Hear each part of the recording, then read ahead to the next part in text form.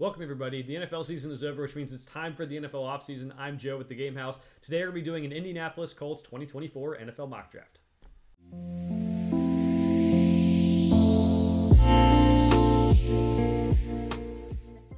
The Colts are up in our 2024 NFL mock draft series. As a reminder, we'll be going through every team before the draft, doing a mock draft for each team, probably going through each team twice to get through all the possible scenarios we can get here. The Colts are on the clock. We're going to be using the NFL Mock Draft Database Simulator. I like it because it meshes all the big boards from around the internet together. It's a consensus big board rather than just maybe one site's big board, so that should make it more realistic. There will still be some players who are unrealistic fall in this draft, so that could happen for sure. Not going to be accepting any trades. I just think it's unrealistic with the simulators, and it is pretty early to be having trades going on. So let's get it started here for the Colts. Anthony Richardson drafted last year, showed some flashes early, gets hurt.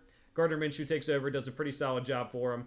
I think in this situation where they're pick 15 and Brock Bowers falls to them, you get a weapon for your quarterback. Well, guy who's probably going to end up being in the top 5 of my class. Positional value might move him down in terms of some other people's boards, but I think he can help out this team right away. You have some young receivers who maybe haven't lived up to the hype all the way, but I think getting a different position can help this quarterback as well, as Jonathan Taylor will be back as well too. All right, pick number 46. Still a pretty good player going to be coming off the board here. It's, they want me to take wide receiver. Again, I still think there's some good wide receivers there. I'm not sure that would be the best call to make. Corner could be an option. Kalen King did not have the best Senior Bowl week. TJ Tampa is a guy I think I'm going to be higher on, so I could go that route. Tight ends and Jatavian's off the board. Let's go with TJ Tampa. Maybe a little bit early, but I like him a lot as a player. It is a need. I think he showed good awareness when he was in coverage.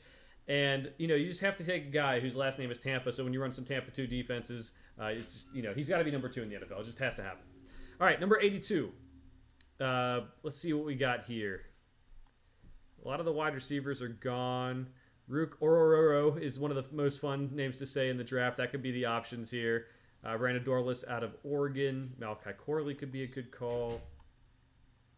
Christian Haynes. Let's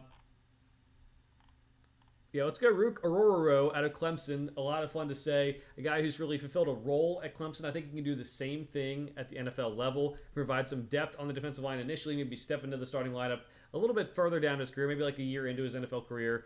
And provide a really good player for him. Let's go... Man, they're really making this tough. Let's go Christian Mahogany out of Boston College. Fills the need. Offensive line depth is going to be an issue. The line isn't as good as it used to be several years ago. Make sure that your quarterback's protected. I think he's a guy who could end up starting maybe later in his rookie year. Okay, let's see what we got here. Lake Washington and Jacob Cowing, more slot receivers. I mean, I guess you could do that. You can move guys around, so it wouldn't be the worst thing in the world. I'm going to go Jacob Cowing. He didn't have the best Senior Bowl outing. He did drop some passes in the Senior Bowl. He was measuring in a little bit shorter than people would have thought.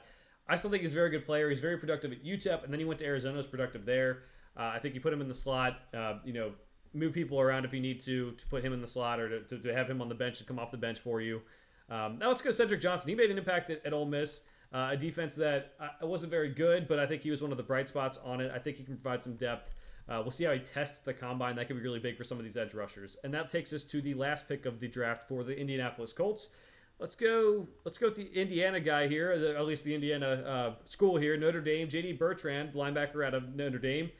Huge for the late round picks to be able to play special teams. I think Bertrand will be able to do that at the NFL level, so that it helps them out pretty well as well.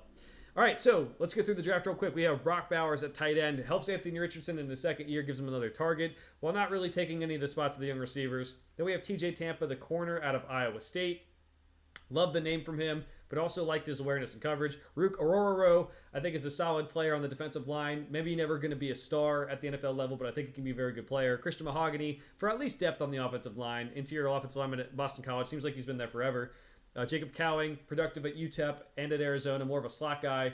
But I think you can move people around, especially it's pick 150. You're not expecting this guy to start right away. Cedric Johnson from Ole Miss and J.D. Bertrand from Notre Dame to kind of fill out this draft. Let me know what you think of the draft in the comments below. As a reminder, we'll be doing more NFL mock drafts before we get to the NFL draft at the end of April. For now, thanks for watching. We'll see you guys next time.